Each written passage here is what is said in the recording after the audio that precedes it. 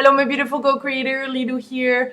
I wanted to share with you my session number 2 with the weight release coach, Freeman Michaels. Again, this is an intimate moment. I really, towards the end, actually, it revealed quite a lot of things to me. And I thought that was very, very insightful. So hopefully you'll get a lot out of it. I think this definitely applies to many. And I'll speak to you soon. Bye. Good morning. Good morning. So I want to start off just very simply asking you, how's it going? It's been challenging. It's been challenging since last week. I had some.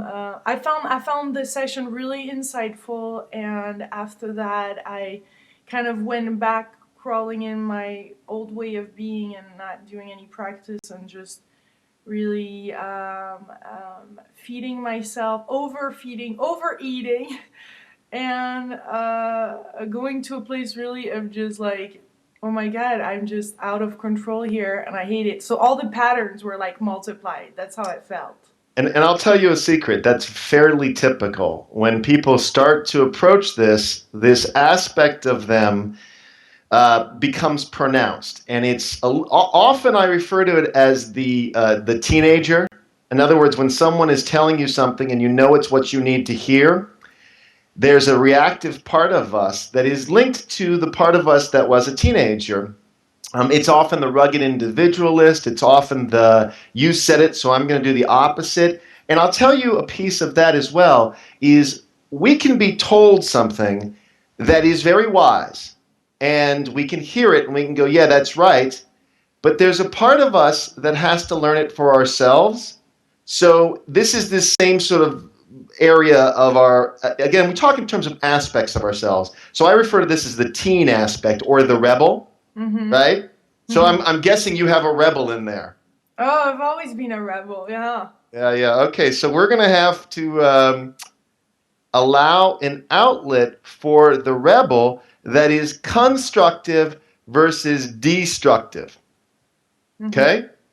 Every aspect of you must be accepted and expressed. Okay? If any part of you gets denied, we're in trouble. Just know that from beginning to end for the rest of your life, this is about integrating. Again, we talk in terms of a split. So we call this healing the split, where there's really only one of you. How those aspects get expressed, you want some dominion over that.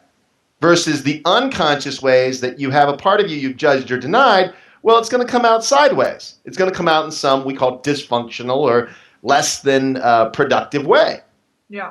Okay. All right, so we have work to do, so I'm going to jump right in. It's really brilliant. I write notes, obviously, when I coach people, and then I refer to my notes. But having the video, I looked at it last night, and I was already had my notes, and I just went through my notes really quickly, and it was brilliant because I could it's a great tool. I just haven't used it in this context before, so it's really good. Okay, let's work through this. So it's good for me, too, to review. Yeah. Did you get a chance to review it? Yeah, I saw it, yeah. Oh, brilliant. And Okay, I've seen good. it help quite a lot of people, too, with it, so I'm happy. Yeah, I'm thrilled about that. I'm thrilled. Okay, let's talk about this. So this week, the work was being compassionate with Aurélie. Right. How did that go? I dismissed her. Ah, yes. Okay. Okay, so I thought of it, and it definitely opened up a lot for you. For me to hear that and you to see it. I definitely acknowledge all of that. However, I'm really used to, I guess, pushing her away. So yeah, that's right. Honestly, That's right. she's not. I'm thinking of it, and I did put the affirmations. I have them on my mirror and all the different things that with the homework, and I've done that. Okay, so realize though, when we say Aurélie, I like the idea that we're calling her Aurélie, but it's really just how are you in relationship with the part of you that gets scared, overwhelmed, confused, doesn't want attention, and so forth and so on. So you realize that we don't always have to name it Aurélie. In a moment that you feel scared or overwhelmed, the ability to observe that and how you are in relationship with that in fact is what we're talking about. I like the fact that we've sort of compartmentalized consciously that this is actually the point at which this aspect was relegated to this sort of, how do I say this? well, it's the point of the divorce, the point at which you started judging the aspect of yourself. And that's when that part of you started getting denied or repressed. And that's grown now over the years, decades to where we are now. So one of the things that I started with, I said this may seem a little odd. You have your journal. We can show your journal, by the way. Oh yeah, I have my Visual journal. aids. Yeah. Beautiful. So that is interesting. What I'm going to offer, if you have a chance, and I don't know if they have dollar stores or something like that in Chicago, but I'm going to offer that you actually buy a second journal, and we're going to call this Auralie's journal. Oh. I Okay. want you to give Auralie a voice. Well, through the exercise that there is there, one of the exercises where you say, acknowledge something that you said that you misinterpreted in your past. Mm-hmm. So I guess I digged into that because I made up a lot of Great. stories. That was such a great exercise. Yeah, no, that's right. Good, good, good. No, and we'll talk about that. By the way, if you ever want to, when you do the journaling, I like that you do it by hand because actually that accesses a different part of your brain. It's a really good thing to write it out. Mm-hmm. But if you ever want to share any of that, you can email that to me. And I think you might know this. We actually have groups who are going through my process.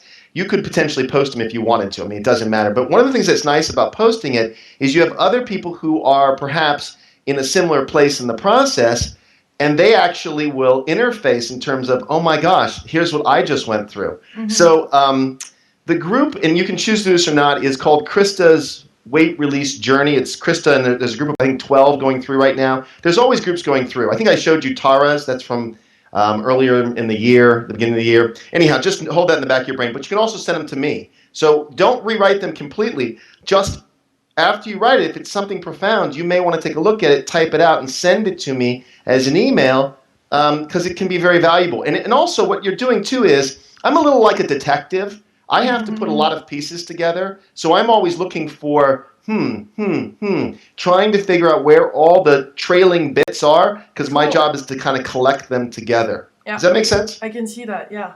Okay, good. So excellent. Well, I'm glad you got something out of that. All right, so let's talk about this. The idea, and you don't have to do it, it's just for you to consider, is of having a separate journal that is about, it's Auralie's journal, and it's really the 12-year-old you who is feeling all the feelings that relate to that moment in time when your parents got divorced. Because the truth is, those feelings have been denied for the last, again, years, decades, whatever. So to get back in touch with them, you may want to do that consciously.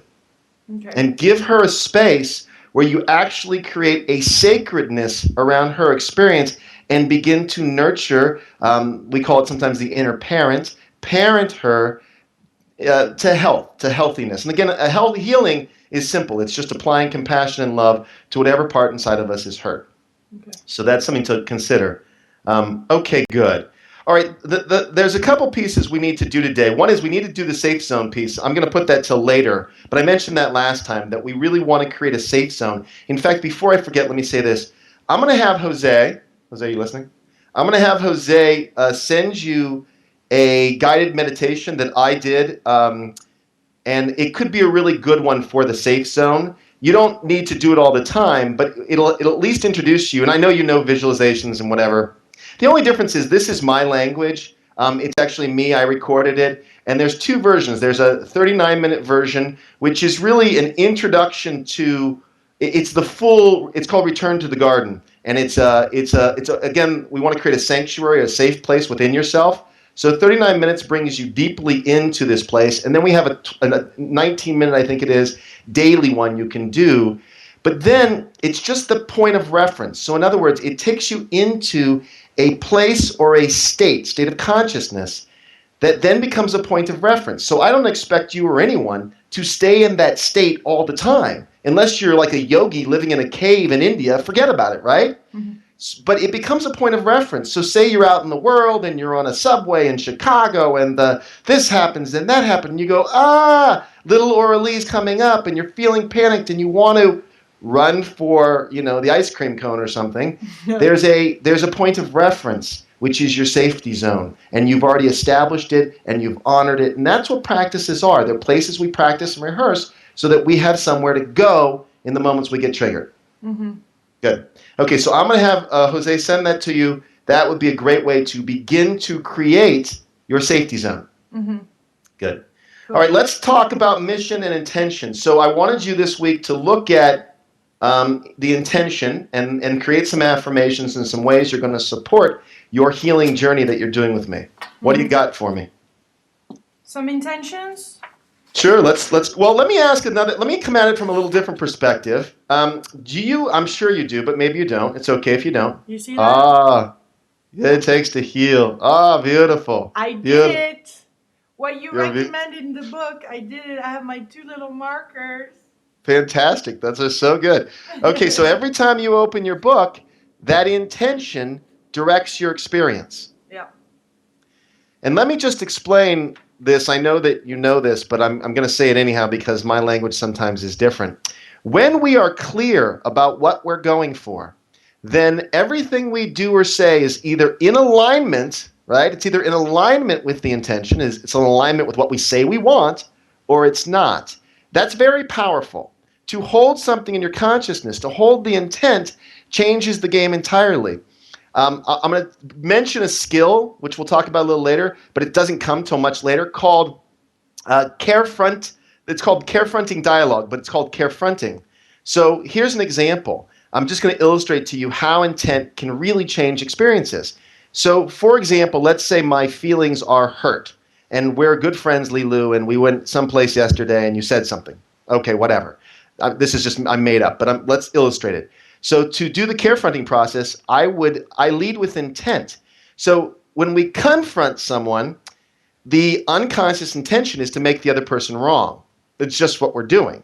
When we shift to a conscious process called carefronting, my intention is to, I don't know, maybe get clear with you. Maybe it's to heal the relationship. Maybe it's, I don't know. But let me just do it for you. So I set a strong intention. Let's say it's to be clear, because I don't want there to be confusion between us. So I would say then to you, I'd say, Lilou, I want to talk about what happened yesterday. And because I want to make sure that you and I are clear. I care about you. You're a dear friend of mine. And I don't want there to be confusion between us. See, that's very different than, Lilou, you were being such a you-know-what yesterday. It changes. So when we lead with intention, then if we start to blame, we know that's not in alignment with our intention. If we start to, lay guilt trips, we know that's not in alignment with our intention. So that's where the whole gig changes when we have a conscious intent. Then everything we're doing or saying is either in alignment with what we're going for, or it's not. It actually becomes that clear. Yeah. I understand the principle of intention. Beautiful. And I just wrote the one that you suggest. My intention is to do whatever it takes to heal and release weight. Beautiful. Let me ask you a question, because one of the things that will help you is to tie in the intention with your big mission statement. Do you have a big one? Not for weight, not for anything else, but for your life. Do you have a big mission statement? Yeah, to empower millions of people, to transform their life. I don't have it right here, but I do have a mission statement, yeah. Great. So what we may want to do is work with your mission statement a little, because here's what happens. When we tie in this intention and any other intentions we do in this process with the big intent, what we create is something I call the imperative. So you wake up in the morning, and if you're holding the big intention sacred, it's sacred, you've ritualized it, you work with it every day, then all these little intents become charged because of the big intent. Right. That's the imperative. So now when you go to sit down to eat, your ritualized practices around eating aren't just you maintaining weight. It has nothing to do with this. This is big intent. This is soul expression. This is your mission and purpose in the planet. You see how that can help charge this? Yeah. In a positive way. So we want to, at some point, and I'll give this to you for homework this week, is to tie in your big mission so that this releasing of the burden, this total self-acceptance is an imperative. It's imperative. You must do it because you're holding this and must, I'll back off, but it's like you got to, because you're on a mission from God. The idea that you're going to stuff your face is so out of alignment with this mission. And when we take it and we understand each little intention in the context of the big intention, the game changes. Yeah. Perfect. Okay, that's something I want to work on this week. Let me make sure there's nothing else with regards to that. Hold on a second. Oh, okay. Okay, I'm going to also tell you a piece of the puzzle, which again I'm sure you know, but the big mission begins to manifest when the little things, when the little intentions are integrated. So the way you and anyone else betray your big mission is actually not in big pieces. They're in very minute, small ways. So the big mission, it's really critical you have these little, and I don't mean little to demean them, just more succinct, more exact, more smaller, more precise, perhaps, little intentions, because those are actually going to be how you support. Those are very foundational to the big mission. Yeah. Okay, perfect. All right, so and then that's where the manifesting comes in. Otherwise, the little incongruities, that's where you sabotage. You and everybody else. I'm not talking to you specifically. I'm talking in very general terms. Okay, cool. So this week, let me just do the mission. The other thing about mission, and I'm saying this because I'm just making sure I cover my basis, and forgive me that you know all this, and I'm just saying it. With mission, one of the things that we want to do is be careful not to get invested in a result. So be sure it's something that you can do and let the results take care of themselves. So right here, I have a mission statement for me, and I'll just read it to you. I promote consciousness, growth, and healing by developing, teaching, and living the service to self process and principles. That's it. It's very doable. I'm promoting consciousness, growth, and healing by doing my own work. And it's something I can do every single day, and yet it is very big. I'm trying to heal the world, but I'm doing it in the small, everyday acts and actions. Okay? Mm-hmm. Excellent. Okay, so I looked at your answers, and it was great because I was able again to view the video. So I got clear on a couple of, a lot of things actually, and I want to talk about them. So in looking at your work, I was clear that you tend to be obviously harder on yourself than on other people. You definitely used shame in the past as a motivator, and I get that you're working on that one. One of the things that's really critical is mixed messages from mom. That she demonstrated, or your parents both, some good eating, sort of habits, but that was mixed with this idea or this ideal of what your body ought to look like, which means you got mixed messages. Mixed messages for kids is very confusing. And the thing about confusion is, and this is true to this day, when we're confused, we have two choices. But the way out of confusion is to choose. So we can either stay in the confusion, which often we don't recognize that is a choice. Not making a choice is a choice, and we do it often. We stay in the confusion, or we have to choose one or the other. So in the case of the confusion, mom is saying one thing out of one side of her mouth and then saying something else out of the other side of our mouth. We have to choose to believe one or the other, and a part of you chose to believe. So in spite of the fact that she may have said, here's good eating habits, and you may have some sense of good eating habits, you actually chose to believe the part of her that was saying, you're only lovable if you're thin. Mm-hmm. Yeah. Important. So it's fascinating, too, that you're going back to France. I hope that we can work together in France. I hope that you can do this with me, because a lot might come up when you're there. It's likely, yeah. Very so likely. let's see if we can make that work. I know there's time changes, but we can figure that out. Yeah, the dynamic with mom's going to be really important, because the secret, which we've uncovered, in order for you to heal, you must betray your mother. You must betray the agreement that the two of you have. You know what I'm talking about, right? Yeah, I'm getting numb, but yeah. Good tracking. I'm getting numb. Good. So this can be a little overwhelming. Let's just take a breath then.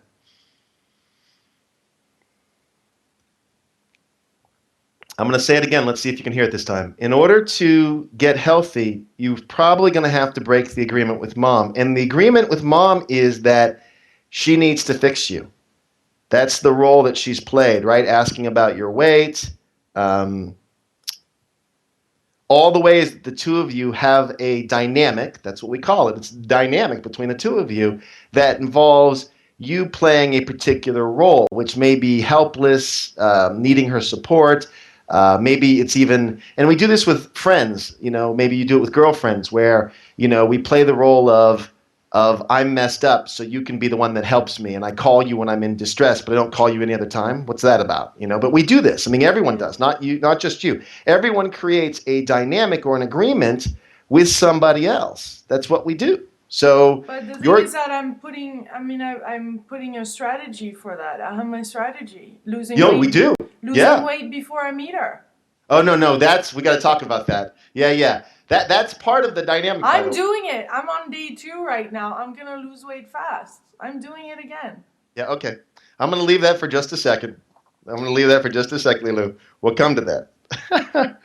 You're doing great. It's okay. Even the parts that are reverting to old behaviors is fine as long as we're consciously tracking them. Okay, I have a question for you, and this may not resonate, but it comes up for me. Who in your past experience, childhood perhaps, what person was dependent, probably a woman, whom you judged growing up? You can say nobody, but I'm just curious. Dependent on whom? On me or? Like needy, dependent. Who growing up was needy? Who growing up was a very dependent person that you saw? Probably, maybe. I mean, if I get succinct, I'd say probably in your teenage years that you judged. Was there anybody that you can think of? Probably my best friend. Ah. All right.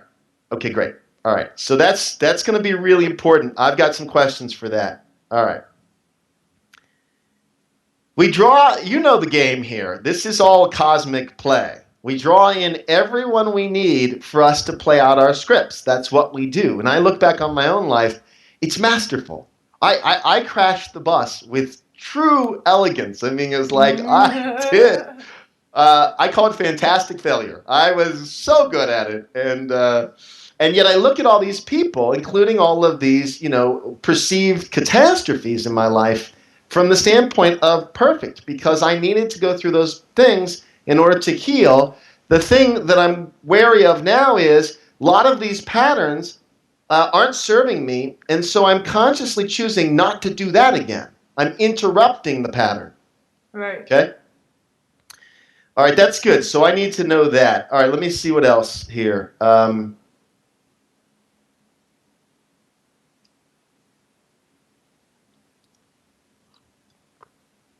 Yeah, the other thing that you said that was really important had to do with comparing yourself to mom. Yeah. Possibly competing with mom. That you got a lot of mom's attention by having weight issues, right? By having something that she needed to look after. And then also living up to her expectation, which was a setup for how you were never going to make it, right? That we do that. I mentioned before perfectionist thinking. Very common that we do that, and it's a kind of negative thinking because you're never going to get anything perfect. So it's like, That's a bad bargain, right? So this trip with mom, let's really track the dynamic, and you don't have to do anything about it. It's like I really underlined this in your book because it says overeating is simply the result of your negative relationship with yourself. Period. That's all it is. I mean, I never saw it that way, and then I'm gonna be like, oh my god, I am so negative towards myself. Otherwise, there's just no room for that. Right, and it's interesting too because what drew you to laws of attraction, what drew you to abundance thinking, and all of these things, which are fundamentally the spiritual truth behind all of them. But just because they're spiritual truth doesn't mean we don't bend it and twist it to match up with our stuff, as it were. We do. So, clearly, and I mentioned to you this in the first session, when we were talking about how your career may be an expression, maybe a compensation for the shy part of you, the such and such and so and so. So your personality, this overcompensation manifested, and again, you don't have to give that up. There's all these wonderful ways. Right. And in fact, as you integrate the shy part of you, which actually you're doing with this process, you're integrating a very vulnerable part of yourself. You're going to find that there's a lot of comments you get back. There's a lot of positive feedback. And what's beautiful about that is the whole of you is being loved. But the challenge is, though, and I've noticed that by doing the exercise, auditing the needs and self-care, is that I put all those needs in, and then I wrote how I presently get my needs met, which you suggest, and then a lot of those are met by video, and that really scared me. And then I'm like, oh my God, but actually I'm really, and people tell me that, but I don't have a balanced life. You know, I need to. I mean, there's this whole part of me, the vulnerable, shy, and all that, you know, that I get very satisfied with online. And then when I looked at what are the alternate ways that I could take care of it, which you suggest to put in the third column, you know, then it has a lot to do with the human connection and the spending time in nature and nurturing myself, you know. Right. I'm really clear that this is your work right now. I'm crystal clear that you have this, we're going to call it a split. Everyone has it. Everyone I know has it. Our personality, our sense of self is defined in large part out of defense. It's how we learn to survive. And again, you asked me about Oprah last time, and I said to you, look, the part that she's going to, where she'll meet with resistance, if she ever does this work, I mean, I hope someday she does, whether it's with me or whomever. I know she's trying to do it with Janine Roth, but there's some flaws in Janine Roth's work. In general, I support Janine Roth. Let me be clear. I love her book. I think it's brilliant. Have you read that book, Women, Food, and God? I haven't. Yeah, it's really good. The problem with Janine Roth's work is she gets in, she digs it all up, but she really doesn't have a system for taking people through and out of it. So you learn all this stuff and you go, yeah, that's true. Now what? So that's the one piece where I'm clear for me. I read the book. I read her book years ago. I read Breaking Free from Emotional Eating, which was one of her early books. And I even bought the tapes called, I bought tapes years ago. Well, I can't remember what they're called. But my point is, I listened to all of them, and I had nowhere to go with it. It was like, yeah, okay, so what? That's true. Now what do I do? The piece in where Oprah and you and lots of people are going to meet with resistance, and that, by the way, is next week homework, I'll give it to you, is everyone meets with resistance because we bump up against our box where we've been okay with. And so that's where we don't want to think outside the box. We actually need to expand the box. Yeah, if we think outside the box, it's crazy. And that's one thing there. It opens up something for me to say is that I know how to lose the weight. I can lose the weight, but as you said, you know, stabilizing it and just releasing it and being with that kind of greatness and goodness and feeling good and not going back into the old habits, that's the real challenge. And I never want you to lose weight again. I'm going to say that again. I never, ever, ever, Lilou, want you to lose weight again. I'm releasing it right now, but I can release it through Master Cleanse. Maybe, maybe not. Let's talk about that in a second. Let's just push that over to the side. Okay. I'm going to scare you a little bit, and I'm not intending to. But that's fine. All right, let's jump to it. I was going to save this for you because I'm a little concerned, but let's just do it. Okay, I'm going to read what you wrote to me. My relationship. Well, do you mind if I read what you wrote to me in the email? I don't know. It depends. Okay, no, sure. Okay. Well, I'm going to read it, and if we have to cut it out, we will. My relationship with food and body, I feel, is worse than ever right now. I'm overeating and being out of control. I need to do a master cleanse for a few days, start losing some weight before I go to France, be in front of the camera and see my mom and friends. I put on weight the past month. I have been here. I am taking a flight on the 27th. My question to you is this. What is driving the choice? What is driving the choice? Is the choice to do a cleanse truly driven by self-acceptance, self-honor? Is it motivated by self-honor? We know that it is not, but I believe that it can change. It can. Even if I do it and choose to do it, and I feel good, and my body feels good, and I feel good in my head, and when I do it, it's just like I'm really feeling great right now. I get it. And I'm wondering if it's possible to shift that Yeah, I'm not going to take it away from you. So just deep breath. You can do master cleanse. I just want you Just to for 3 know. days. I mean, it's not bad. No, Lilou, this is It's bad. tricky. I I know know. it's bad. I know. I'm I doing it know. for I the know. wrong reason. I Let, totally get let it. me let me just offer something. I had a client. This is a heavy duty story, but I'm going to tell it. And I have to change stories a little bit. I don't always tell them exactly how they happen on purpose because I don't want to reveal to people. Because look, when people coach with me, not everyone does it on Skype and tapes it and shows it to the world. So I just know that when I tell stories, sometimes I'll change things up a little. All right, so I had a woman. I met her at a kid's birthday party, one of my kids' birthday parties, and she wasn't heavy. And anyhow, we're watching the kids and we're talking. She asked me what I do for a living, and I said, "Oh, I'm a life coach, but I work with people who have weight-related issues." And she was like, "Whoa, what's that?" And I said, "Well, I wrote this book, and I told her about the book, and she was very interested. She had a lot of questions and whatever, and she said, "I'm going to buy your book." And that's nice. Lots of people say, "I'm going to buy your book." Whatever. Bye, goodbye, see you later. Anyhow, a week or so goes by. She calls me, and she says, "I want to work with you." And I said, "Okay." And I told her what the deal was and how it worked and whatever, and we did it. So here's the interesting part.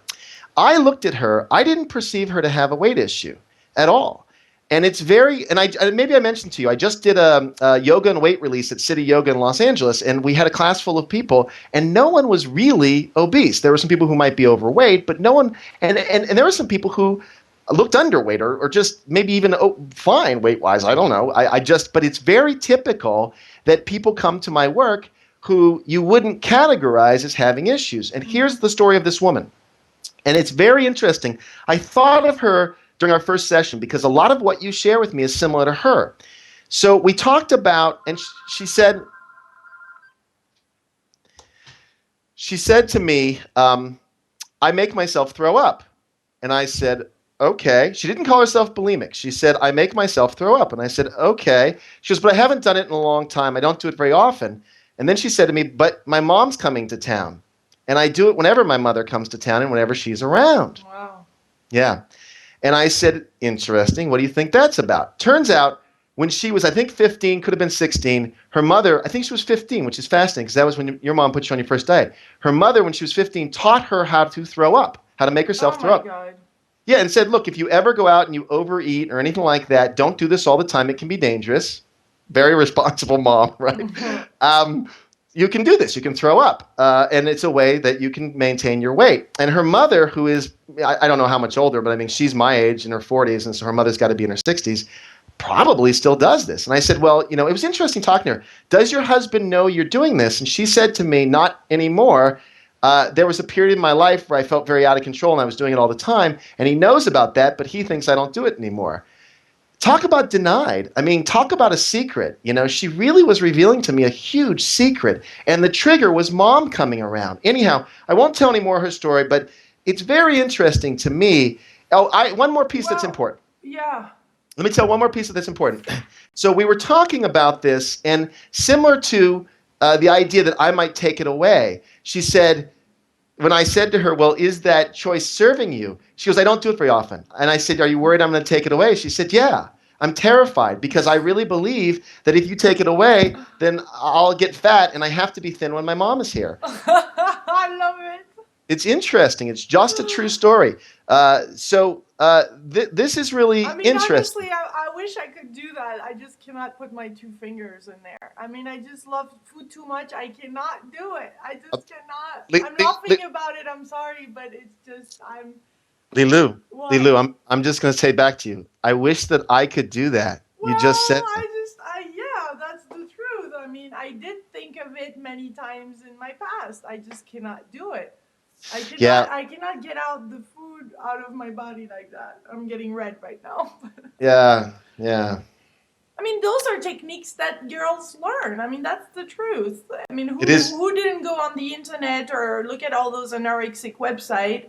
I mean, it is what's going on in society. Girls and tell each other amongst themselves how to lose weight fast or like quick fix And mothers teach their daughters these things. mother teach daughter, and maybe by you saying that, possibly my mom told me also about some things about, like, doing the soup, or in France, instead of the master cleanse, we have this cabbage soup that you can do for a few days to cleanse your body. So that's, that could come from there. But what was really interesting is that you have that other exercise, a story I've been telling, Yes. And one of them is about that diet.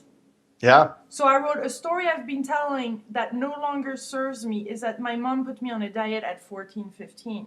Mm-hmm. The truth is that I wanted to go on a diet as my friends were, and I wanted to get attention and wanted to be like them. The truth is that my mom supported me in doing so, but she never put me on a diet. Good. That's great. Let's get really clear. And the more personal responsibility you can take for your experience in the world, the better, because it releases the idea that anyone did something to you. Yeah, I really love that exercise. I mean, and when I read your story and you were called Fat Chubby or whatever, that Fat Freeman, and you went, you saw those pictures of you and you're actually not, and that was great to have your personal story, and then because that helps then open up our own, I believe. And so when I did that exercise, I really looked and I wrote a few things, and I want to continue that process. This is all, by the way, my personal story, because what happens when we start to tell the truth is we realize there's only one of us here. Mm-hmm.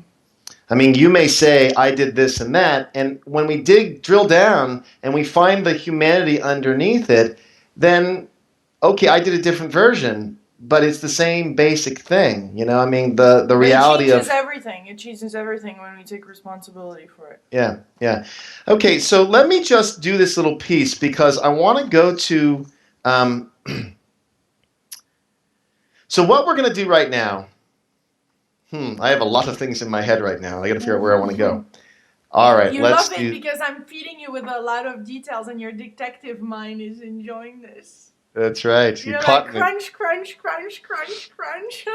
Yeah, that's right. It's good because now you're feeding yourself from this instead of food. I love it. Yeah. No, that's right. And it's similar because my own healing process is about integrating, and I'm always integrating. Every time I go to work, I'm doing my own work. You're doing my work for me. Very cool. I don't know if your video's gotten a little wonky. Mine did, but as long as your side's okay, I'm good. No, it's stable here. All right, great. Okay. Oh, you're back. Good. Okay. Okay, let's talk then a little bit about skills, because one of the things, so let me just, I'm not sure how you and I are going to work together. We haven't had that conversation other than I'm just coaching you. But just so you know, if we were doing the 10-week process, what would happen is around week 8 or 9, we do what's called the WIT week, W-I-T. It stands for whatever it takes.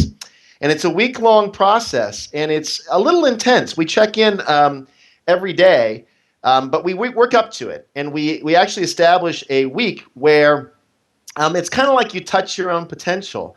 It's a very special week. I'm not going to tell you the details of it, but if you want to do that, by the way, you can. So basically what we do is we're going to go over these exercises, both from the book and from the home study course. I'm going to send you this today, an exercise, the first exercise from the home study course. I have it in the book, but honestly, there's a couple pieces when I created the workbook that I think I did a better job. And it also, the workbook is a little more precise in referencing weight. So I'll send that to you. And it has to do with resistance, because what's going to happen is you will meet with resistance. Oh, you're going to feel more resistance. Yeah. Well, and the resistance is your teacher. So when we meet with resistance, the part of us that can journal about it, that can express it, it will reveal a lot to us. So we want to give resistance a voice, and we want to begin to have a relationship with our resistance, because it'll teach us what part of us we're defending against, right? It'll tell us, it'll reflect back to us. And lots of resistances will come up, by the way, and I'm really okay with them. Yeah, like and this. That's why it's so great that we're going to do this through France as I'm flying out there, because that's where it's going to come up majorly. With my mom, I am going to have my mom around. I'm going to see her, in 2 weeks, and it's going to come up majorly. Yeah, we call her your master teacher. Yes, thank you, Mom, for being in my life. Yeah, she's your, and from a soul contract standpoint, she's your master teacher. Yeah. Yeah, when we have kids too, my kids are my master teacher. Fascinating. And my wife, of course, because that's what we do. We draw on our master teacher. And the minute that I'm going to ask you a question. This is interesting. I don't know what week I want to do this, but I have a process called preparing for a mate. I want to do it with you only because I think that, I know that, a part of me knows, that there is some gold there. So I do a process called preparing for a mate, and I can do it in one session. So I want to kind of I like conscious. that. Okay, I want to consciously put that out there so that we know that's coming, and then we'll figure out when we're going to do that. It feels like a little bit of a divergence, but I assure you it isn't. Maybe we can even do it live on Ustream. We'll see. Yeah, that'd be interesting. I suggest you tape it because there may be points where you want to cut something. I don't know. We'll see. Hold on loosely to that one. But yeah. All right, let's go over skills. So skills for the week. Conscious, compassionate observer. How's that working for you? Well, I'm just getting into it. I was just reading really what it was. So Yeah. I haven't really practiced it. This is, I mean, I know That's the concept, but I haven't never. I mean, this is so a big anytime one. that you want to practice it, it's very simple. Set the intention to practice it, and then I would offer that you practice in a fairly mundane way. In other words, don't go into, let's say, a meeting with your mother and your ex-boyfriend and say, I'm going to practice today. Though at some point it's perfect for those situations, but just to get used to it as a skill, practice, take it out for a walk, take it to the store. Just practice observing how it feels to be you and journal about it with compassion, observing the experience and the kind of voices that come up in you. Okay. Yeah. By the way, this is interesting. We might do a little special something too around your trip to France. I'm going to skip ahead. Jose, I want you to remind me of this. Have me send the ideal scene from Christmas. I think it was 2007. I'm going to send you, we're going to do an ideal scene for part of your trip to France. We can do it in advance of your trip to France, or we can do it while you're in France. I like the idea of doing it before. It's a very interesting tool. It's a jump ahead. It doesn't come in my book until, I don't know, like late. Maybe in the workbook process, I mean the home study process, it doesn't come until like the 9th or 10th week of a 12-week process. Because I'm on page 66 now. Yeah, it's still going to be a jump ahead, but it's okay. We can work out of order because you're coaching. When you're not coaching, I suggest people don't work out of order only because I'm not there to say, whoopsie, don't do that. But you can jump ahead because I'm going to guide you through it. All right, I can't find it very quickly, but it's later on in the book. We'll get that to you. And I'm just going to send it to you, and you can do one around. I'll send you some guidelines. We'll go back and forth over email on that. Okay. All right, let's do this. So skills, conscious, compassionate observer, morning intention, and bedtime appreciation. You already do this, right? I love that intention. I mean, I just love that affirmation that you wrote on there. And I just put it on my mirror and I have it. Like, I am a valuable human being worthy of love and acceptance. That's it. Oh my God, that just hit home. If we can all remember that, we'll be okay. Yeah.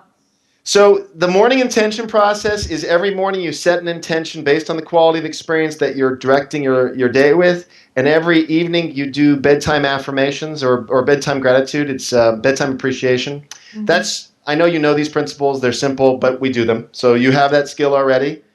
Stream of consciousness writing, which is to give a voice to some aspect of yourself. Okay, that's where I want to work right now. Okay, let's do it. So we've talked about healing the split, right? The idea that there's this split. There's this Aurélie aspect of yourself that's very shy, very sensitive, vulnerable, confused, overwhelmed, sad, lonely, goes on and on and on. That's Aurélie. She's like relegated to the back room. Overweight too would be down there. Yeah, no, of course. All the judgments are there, by the way, because you judged her, right? Yeah. And then there's the part of you that's the personality that's coming out, that's vivacious and lovely, and we don't want to diminish that, but we want to integrate it. So we're going to try to heal the split. We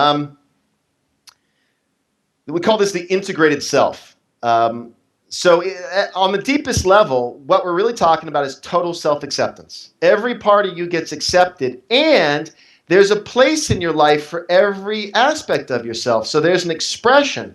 The hardest one of all, and I know you've done some shadow work, is shadow expression. What does it look like to have a healthy shadow expression? For me, and it's in the book too, I write poetry. And my poetry is like, it's dark.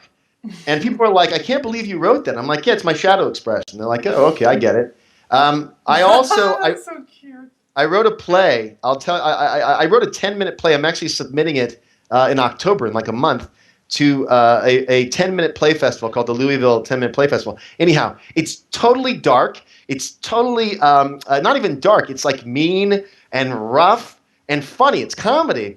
And it's the same thing. Like I shared it with a friend of mine. They're like, I can't believe you wrote this. This is so not you. And I'm like, it's totally me. Are you kidding me?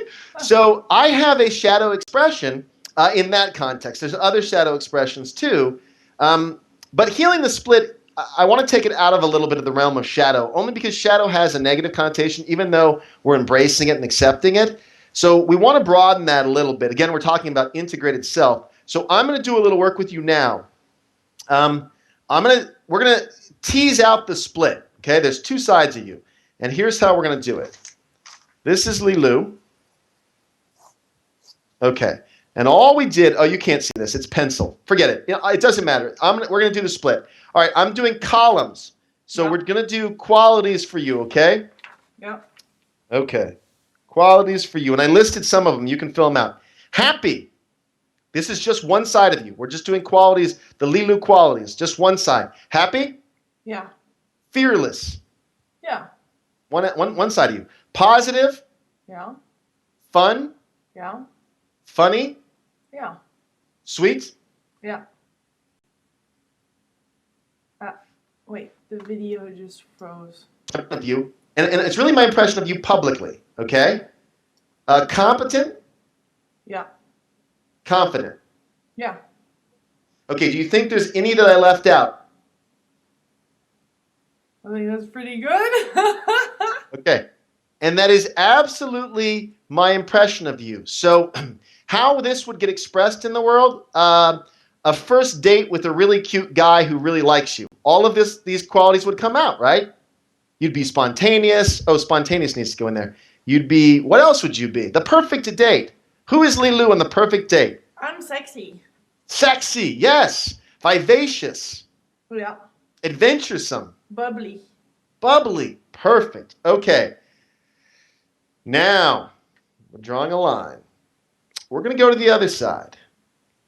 Each of our personality involves contradictions. Everyone I know has contradictions. No one's one thing or the other. We're all both.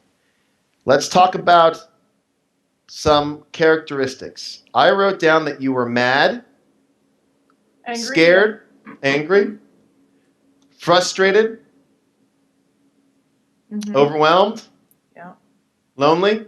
Yeah. Keep going. Shy. Mm-hmm. Childish. Mm-hmm. Selfish. Mm-hmm. Temperamental, or how do you say with a temper? Yeah, temperamental. Mm-hmm. Yeah. Maybe needy. Yeah. Mm-hmm.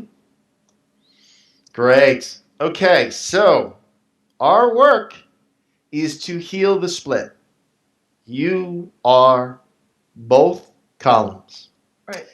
The challenge in your life right now is only one side of you is allowed to be expressed. Both sides get expressed. Don't kid yourself for a minute. Right. No, yeah, I get that. Yeah. Except that the part of you rejected and deny, it expresses itself in patterns of behavior. Some of them are patterns of behavior around food. Yeah. Totally get that. Okay, so now here's the work. The exercise that I want you to use for this process is called stream of consciousness writing. The opportunity is to let it out. Let out the judgment. Okay? Mm-hmm. Let's do a little heavy lifting in this category. Let me flip back to a page here. Hold on one second. Okay. Let's do a little of this is a tough one, but I'm going to throw it at you. Let the judgmental side of yourself have a voice right now. And we need to do this when we do the stream of consciousness. Let it out. If it comes out and it's ugly, the part of you that says, I don't get to be that, check that. Because, check it at the door. In other words, allow yourself the opportunity to be ugly, angry, vengeful, anything you can think of in that sort of realm. Let's just do this. Again, answer off the top of your head and don't edit. I can't stand people who. Don't respect others. Like make fun of others. I mean, in a unrespectful way. Got it. I hate people who. Oh no, I hate when people. I hate when people. I hate when people. Dot dot dot. Um, think only of themselves.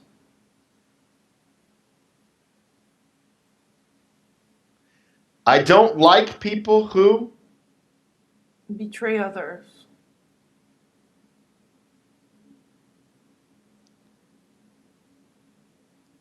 Okay, you ready? Yeah, it's gonna be ugly. I know. You're like, I know.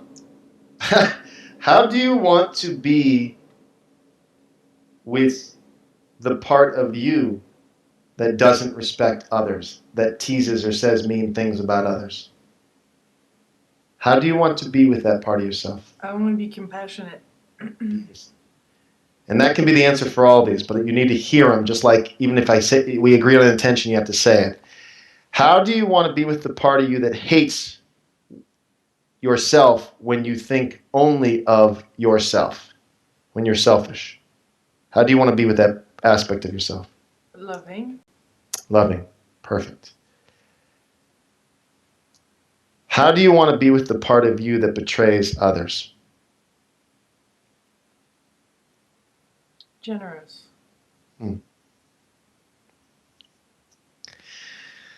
How you doing? Wow. Oh, good. I'm doing pretty good considering how we're digging.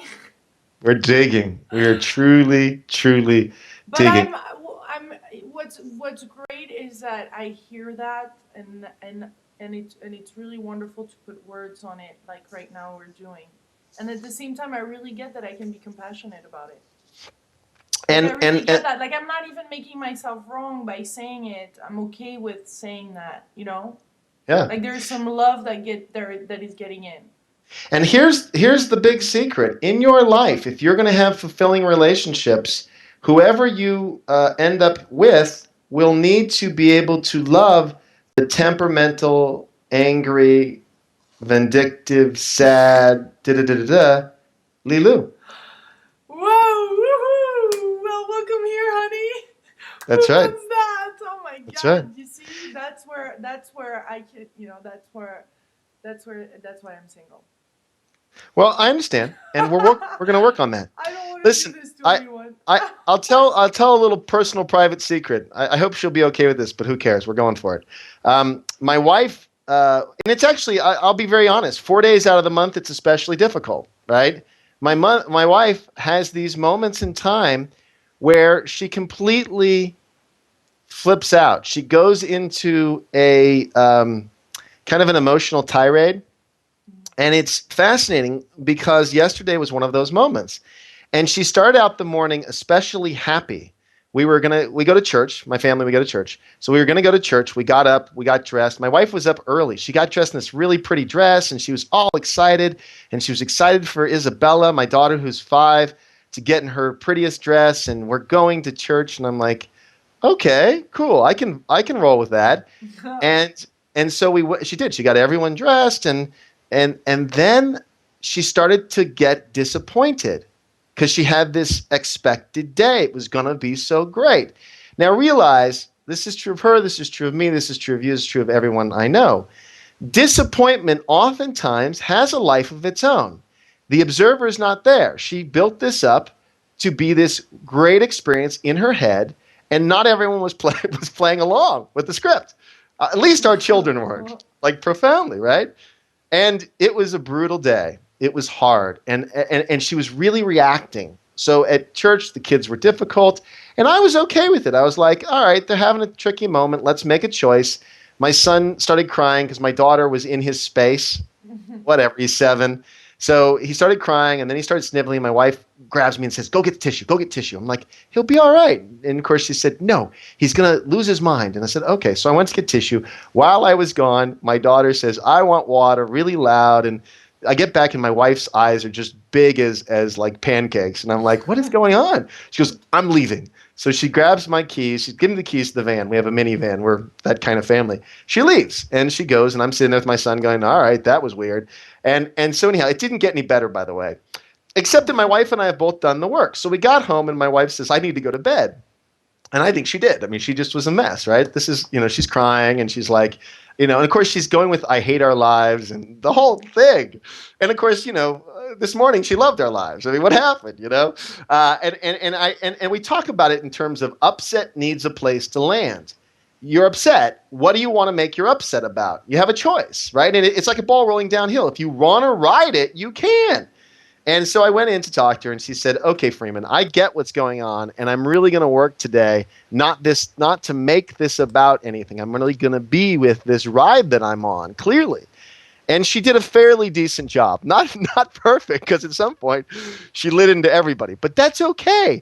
And last night we went for a walk, and she really had at it, and I just let her have the space to just go nuts.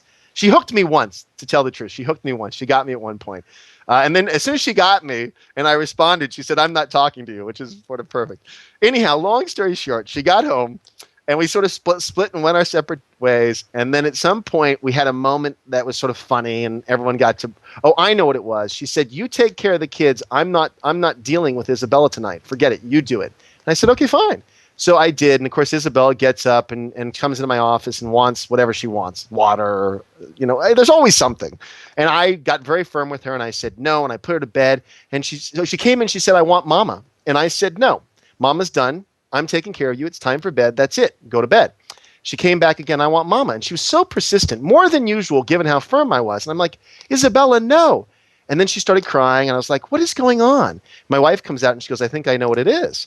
And I said, what? She said, I told her she could have a strawberry before she went to bed. And I'm like, oh, I didn't know the rules. I didn't know that was the agreement. So she goes and gets her, and then my wife started laughing because the whole idea was she kind of berated me on the walk about you need to be firmer and you need to stick to what you say, and especially with Isabella, I'm Daddy's girl. I mean, it's a mess.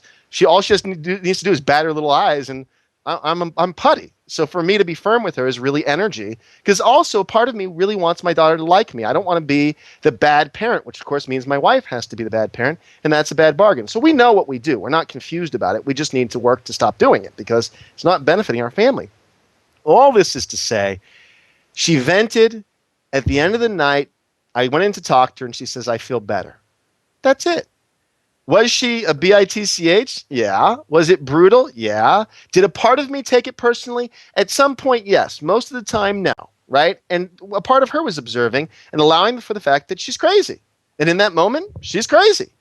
So does all that make sense? See, that's a real life relationship. That's not like, the kids are crying and there's diarrhea and there's like, this is life. It's not like, it stinks sometimes, and all the obligations and all the things coming up, and who's going to go to the parent-teacher meeting, and you're always playing Mr. Nice Guy, and you never pick up your shoes, and that's life. No, I don't pick up my shoes. Yes, I want to be the nice guy. How do you want to be in a relationship with me? How do we make choices given that? Okay. So does that make sense? I'm sort of telling a lot of personal stuff only to illustrate that you must integrate the bitchy, mean, angry, upset, hurt, shy. All of it has to be integrated, or two things are not going to happen. You can't have intimate relationships because that's true intimacy. And the other thing is you will self-sabotage your career and everything. You must integrate this side or you can't have it. And if you get it, it'll be a bad situation because I'll tell you a little secret, because after we get done with the 10 weeks, then week 11 is your work week. And it's where you say what you're working on. And all you do is email me once a week. You actually email me once a week for 6 months. And then at the end of 6 months, we have a session. You don't have to do all this, but this is the way it works. And then we do once a month for 6 months, and we have a session. So the process is actually year long, but it's just about what you're working on. And I actually share a lot of times what I'm working on because the work never ends. So right now I can tell you one of the things I'm working on is being firm with my daughter. May seem inconsequential, but I've got a whole week this week where I've committed to working on having firm boundaries with my daughter and not allowing her to manipulate. And what I'm risking is that she may not like me. Does that make sense? She'll respect you. Well, that I can't control what she does or doesn't do, but I can control my choices. So what she chooses in her life, her soul lessons, what she projects onto me, I don't know. I have to allow her the dignity of her own process. I need to allow her the dignity of her own mistakes. but I do need to be responsible for my behavior. Yeah. That's it. Okay, we need to finish because we got the hour. So let's do this. I'm going to send you the homework, home study course, addressing wants and needs directly and making different choices, making self-honoring choices. Oh no, I thought it was resistance. I'll figure out what I'm sending you. Don't worry about it. There's 5 items that I have here. Again, if it's too much, back off it. Don't feel like you have to do it all at once. And then I added to that the ideal vision for France. And Jose has the safety zone, which we're going to work on. He'll send that to you. Hey, that's a good one for the plane, too. 39 minutes. You only have to do that once a week. Then do the 20 minutes daily. Oh, perfect. Okay. Anything else before we wrap up? No, because I'm flying on Monday. No, that's good. Oh, okay. In a week. In a week, yeah, okay. So maybe we can do a Friday session? I'll have Jose email you. Maybe we get one more session in before you leave. Or even a Monday morning. Okay, I'll have Jose email you because I don't know what my schedule is. He has it. So he'll figure out what I've got open this week. Wonderful. Thank you. You're doing great work. I don't know, but I'm doing it. I'm digging it. Listen, I'm going to tell you. You've prepared for this for a very long time. You have so many skills and so much knowledge. This is just about integrating. It will be hard, but it's hard for everyone. And it's not going to be it's not like a one-shot deal. You can say to me, I totally get that there's a part of me that needs to accept and love this aspect. And in a day, you may do a really brilliant job of caring for yourself. And the next day, all bets are off. That's normal. Right. So we just one step at a time, one day at a time, and we integrate these principles. And wait till we get to the WIT week. The WIT week is powerful because really, you talk about a point of reference. When you do the WIT week, that's the potential. That's your potential for your life is to be that. And not everyone's going to. Every week will not be a WIT week, but the WIT week establishes for you what's possible in your life when you're diligent and take care of yourself and become self-centered. Thank you. And I must Beautiful. say, I'm really, really enjoying the read. I mean, I'm underlying so many things. I'm thrilled. I'll have to re-interview you about this. Okay, I'm thrilled. We'll do it. Once I go through the entire book. It's exciting. Yeah. No, it's great. Thank you. All right. Bye-bye, Lilou. Have a great week. You'll get an email from me probably this evening with my notes and the homework. Very cool. Bye. All right, take care.